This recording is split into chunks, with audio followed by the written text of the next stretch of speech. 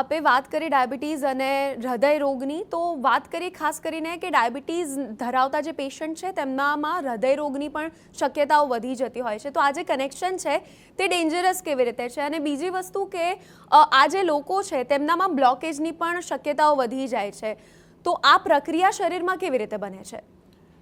શરીરની સમજો ડાયાબિટીસના પેશન્ટો આગળ જતાં હૃદયરોગની અંદર પરિણમે છે, એનું બેસિક કારણ કહીએ તો સૌથી પહેલાં આપણે જે વાત કરી કે અવગણના આપણે કરીએ છીએ, તો આપણે આપણા સિમ્ટમની અવગણના કરીએ છીએ, સમય પર આપણે ચેકઅપ નથી કરતા, આપણા શરીર કોઈ ચિહ્નો બતાવતું હોય છે તો એને ફર્ધર ઇન્વેસ્ટિગેશન કરવાની જે જરૂર હોય છે તો એનો આપણે ક્યાંક ને ક્યાંક અભાવ હોતો હોય છે અને એના તરફ આપણે આગળ વધતા ના હોય.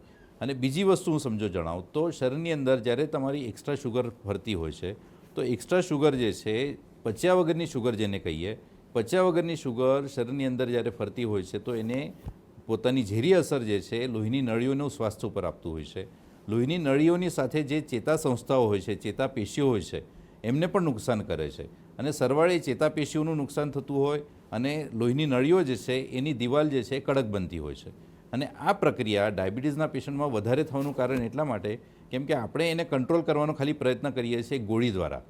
ગોળી દ્વારા આપણું શુગર કંટ્રોલમાં આવતું હોય છે, આંકડો ઓછો થાય છે એટલે આપણે એવું વિચારીએ છીએ કે મારી શુગર કંટ્રોલમાં છે અને ખાવાનું સતત આપણે વધારતા હોઈએ છીએ.